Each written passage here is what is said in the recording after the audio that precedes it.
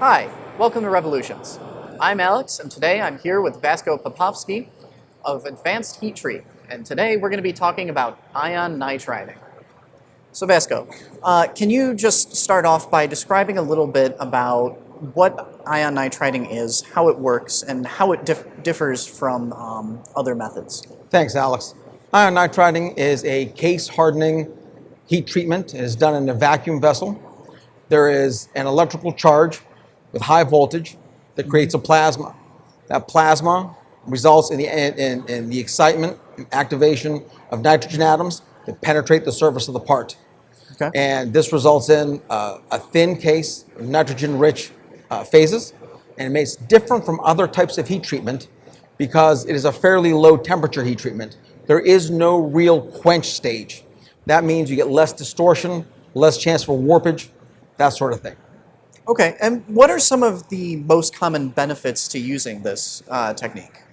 If you're performing an ion nitriding cycle, what the part is going to realize is extreme hardness, improved fatigue, improved corrosion resistance.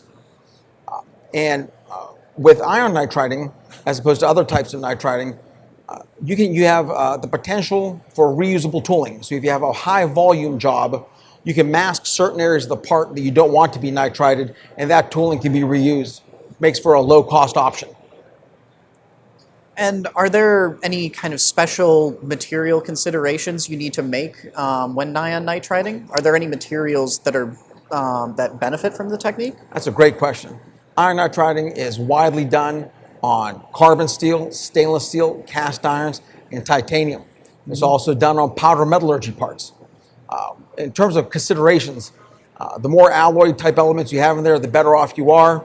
And if your part's going to be ion nitrided, but it's already been pre-hardened, like through hardened, it's important that you discuss that with your heat treater so they know to adjust their cycle based on the previous heat treat the part has received.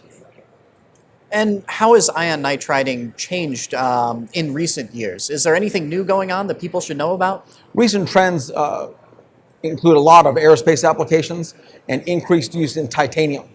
So there's globally and across all transportation platforms, there's a need for lightweighting. That means increased use of titanium and also increased use of aluminum. So the tooling that is used to form aluminum parts sometimes gets chrome plated, sometimes it gets nitrided. Iron nitriding is ideal for that sort of thing. It extends the life of the tooling. Okay, and I did want to take a moment to focus on advanced heat treat specifically. What makes your company a good place to go to for ion nitriding? Well, we have 3 locations to be closer to our customers. This keeps your freight costs down. We have 7 degree metallurgists. We have more than 50 ion nitriding units. And this means we have a lot of capability, a lot of capacity, plus a wide window of sizes. This means for very small parts or for extremely large ones, we can handle all that sort of thing. Okay. And just before we go, is there anything else that you maybe wanted to touch on that we haven't already covered? Ion nitriding is a technology that's only growing in applications. And when it comes to high volume parts or low volume parts, sometimes the customer is advised that if a part is gas nitrided, maybe it could be iron nitrided instead, get a similar result at a possible lower cost. All right. Thank you very much for your time. Thanks, Alex. As always, this is Revolutions. I'm Alex, and today we talked with Vasko Popovski. Thanks for watching.